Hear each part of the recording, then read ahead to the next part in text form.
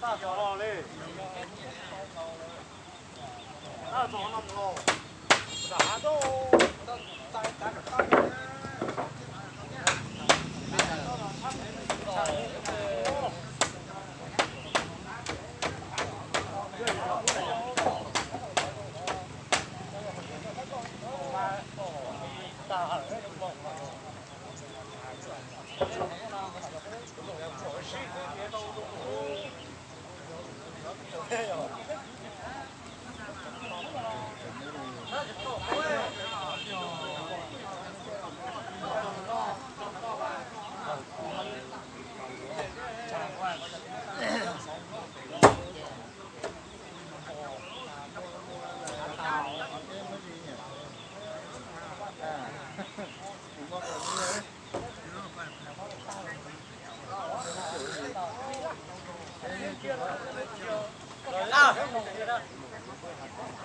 đấy, chẳng có một chế, có chúng ta mới nhau.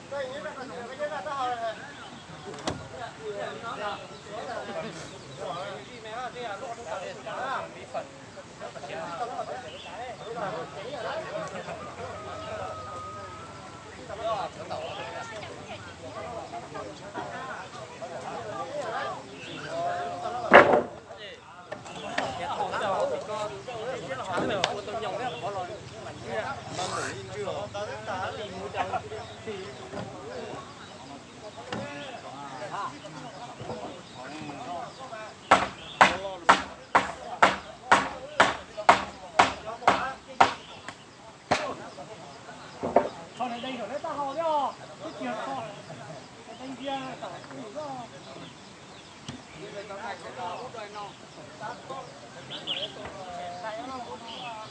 Giờ nó chỉnh ra, nó lo nhìn chiếu rồi. Chắc nhớ nó mới giảm chứ rồi chứ.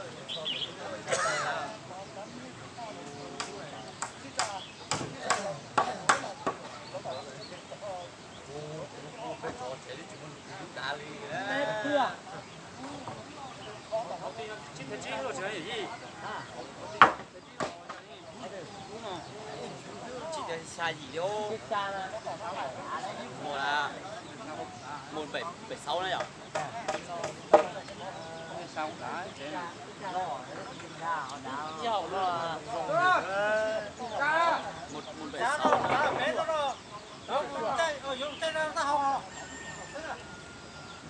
Ôi, thằng nó muốn chia đâu?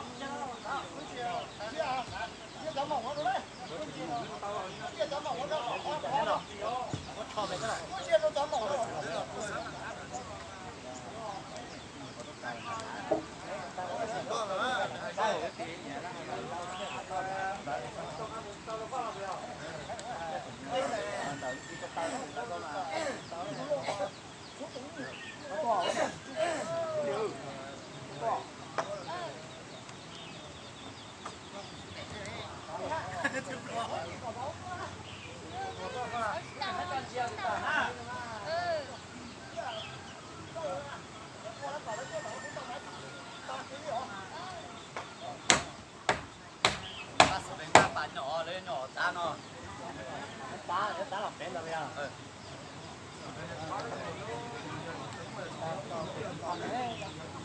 Đấy là nó kia là có sau ghế mà. Bây giờ cho cái này. Mình trâu hết chưa? Ôi giời, chắp bé lúc cổ trẻ là chứ. Chi à, nó mày tông à. Cho giờ tông cho vấn đề lúc. Chỉ là lúc mày tông là nó á.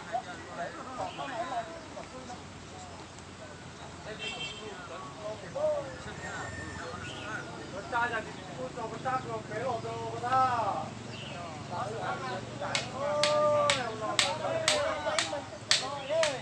Tông là trẻ tông rồi, tông dài tông rồi ui, chủ áo luôn rồi.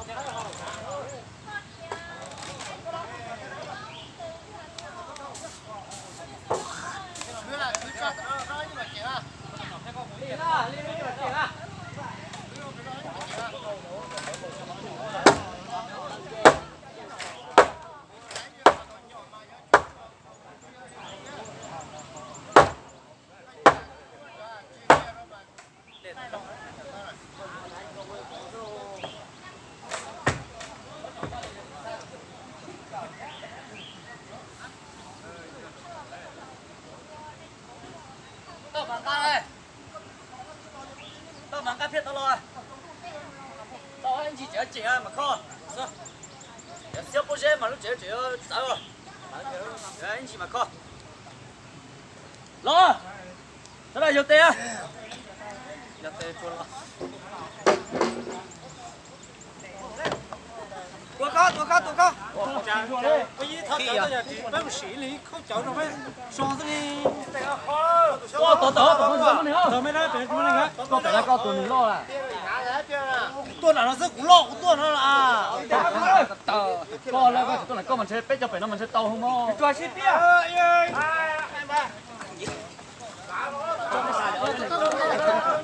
Ôi chẳng phải ta nó mất tầm mỏng trẻ á.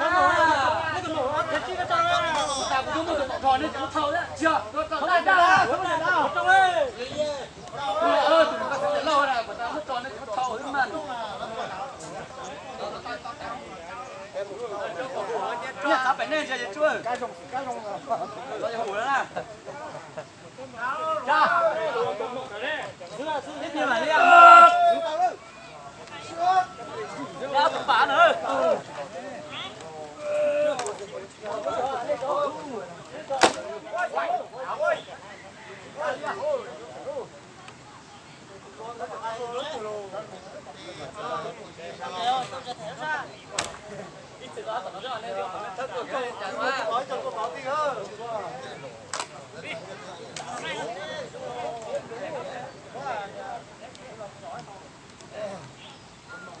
sẽ có tụi chủ màu này Thôi phóng nha.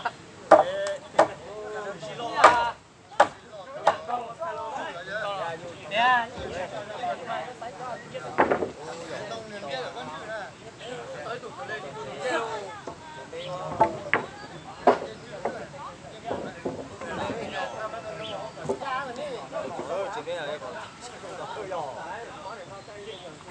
Ôi chỗ nào tên chỉ lo cái hồ cảm động cái hồ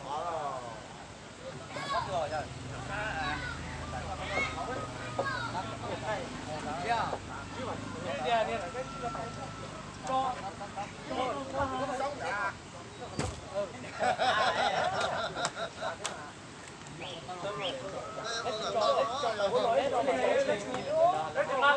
我广播啦，就是，哎呦，东岛呢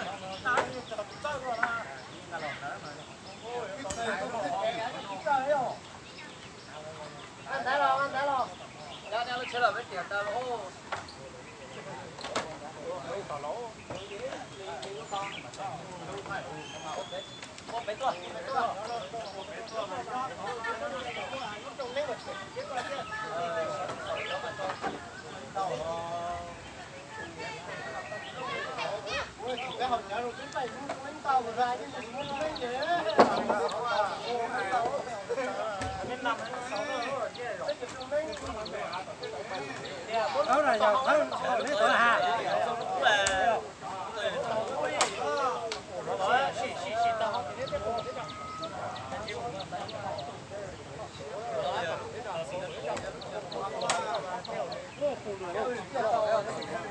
Cá là tổ nó nhìn là Tụi nó té ao gì đấy này à?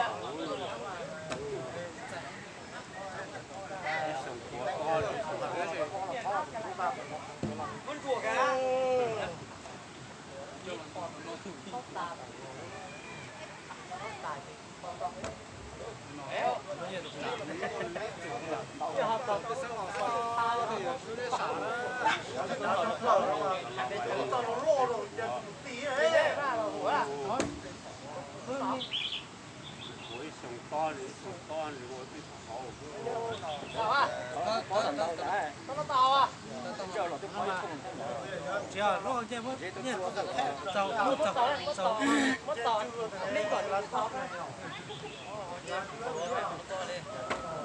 那你。coi những con đi rồi yo mà muốn chưa mà muốn siêu gì đó mà coi chân tông à còn cỡ mà chưa có mẫu đó mà còn đi coi thêm đi cỡ đấy nữa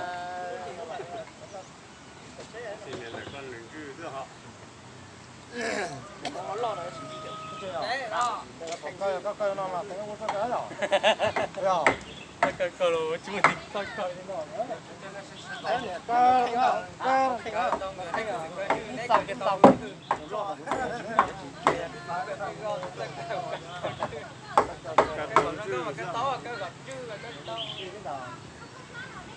sắp bỏ gò đấy là sắp ô chùa quá à không rõ đâu rồi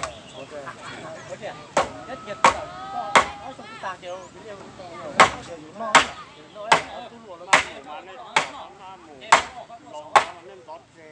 đi xong một coi mà tao cho cần tao mà chịu suy cái nhân máu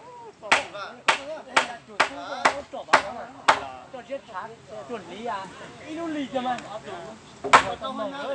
đúng rồi tao nhá là nhá thì có cái màu bên nè đấy là một cái nè đây đó chết tôi ship rồi tôi chết tôi chết rồi tâm đâu có về lâu khác bên nè bên nè ô mà có Ấn Độ thì mình tôi không khâu ta cũng mua mà dạ có cấp lớn mua tập cơ nó khác ngon đấy đã tao tận nhu cơ rồi cái đá mà tao chấp nào thì cái đá này sẽ quá chỉ trong cái đá thì tao chịu đá xỉa à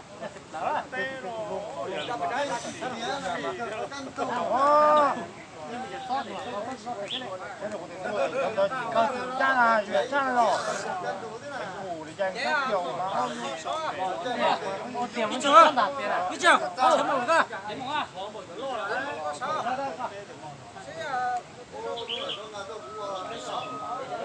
bóng mà có mà để xì to rồi cứ cho nhau rồi một sản như sân mà chỉ có thâu to hơn rồi ca được với một cái thâu một thâu lò cái sản cũng có một số chia à này có một cái chuyện nhỏ thì nhỏ quên rồi sao nó sủa không chỉ thế là to là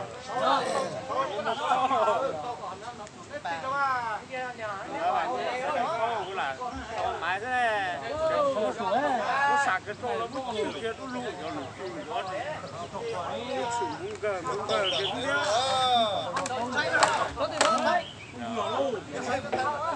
cái liền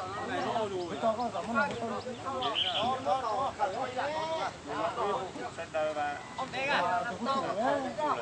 tàu nó sỏ nó sỏ mà nó sỏ bỏ khi vậy coi là còn thứ hết to hết to hết to nó giặt sử dụng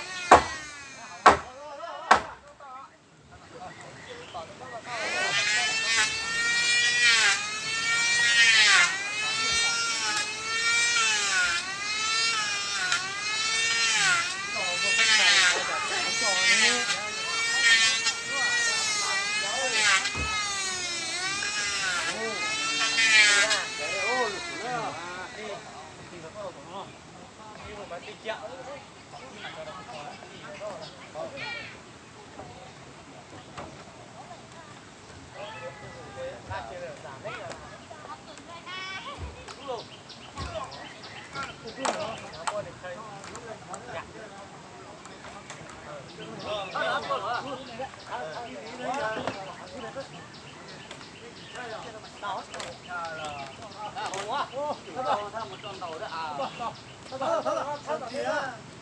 Ghiền Mì Gõ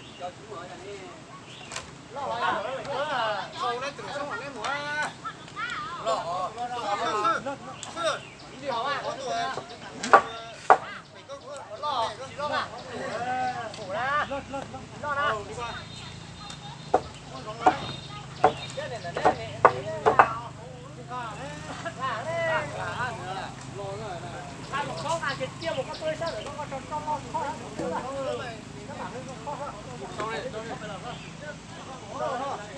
hấp dẫn.